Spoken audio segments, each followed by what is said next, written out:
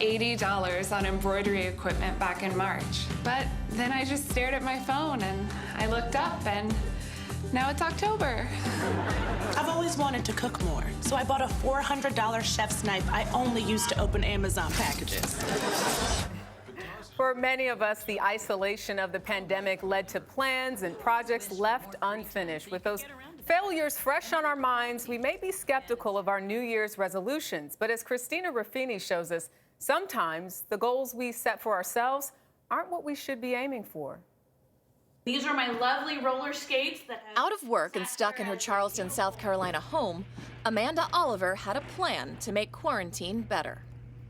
I got these really colorful roller skates. I was really excited and literally put them on and fell over. You didn't have a job, you were stuck at home, and the answer was roller skates? Also, I tried to convince myself that I could do woodworking. She could not. I did try to make it festive with some tinsel for the holidays. Like so many of the projects people tried to do in 2020, it was a COVID fail.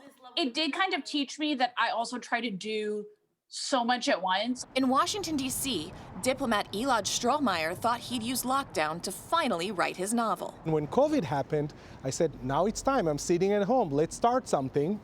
Alas, I'm on page 4. Page 4? Page 4. You think of New Year resolutions, so maybe that's a COVID resolution, whatever you want to call it. And then reality hits, and all of a sudden you realize it's harder than you think. What is it about human psychology that for years and years and years, myself included, we've said, if I only had the time, and we finally had the time, and we didn't do it? I think one of the problems is that COVID-19 messes with our sense of time in these really interesting ways. Dr. Laurie Santos is a professor of psychology at Yale and host of the podcast, The Happiness Lab.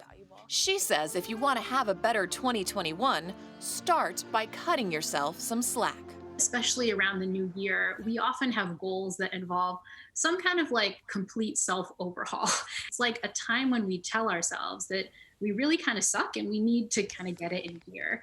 And the problem is that the science really shows that that approach to setting goals just doesn't work. Turns out, forgiving your failures can actually help you accomplish more. You want to set goals, but in a way that's a little bit self-compassionate. Quarantined in a new apartment, Greg Thurner learned, surprisingly, he's really bad at puzzles.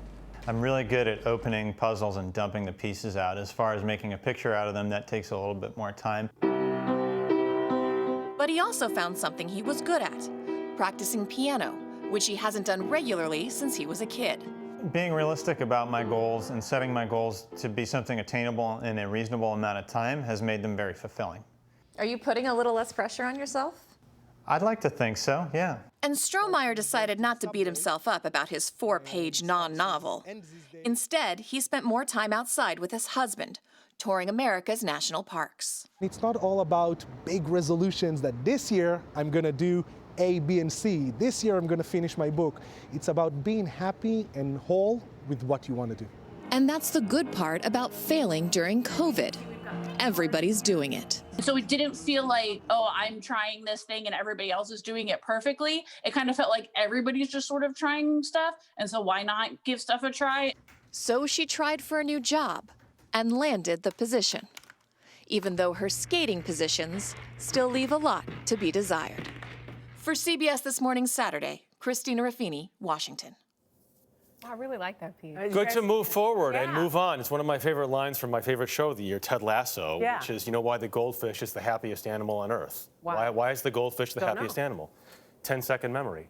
I love it. Did you guys try anything new? I honestly feel like there were moments where I got very sluggish. Like there were the ups, and then just like when I'm tired, I'm exhausted, and I'm like, oh my gosh. Does anybody stick with resolutions? Sometimes.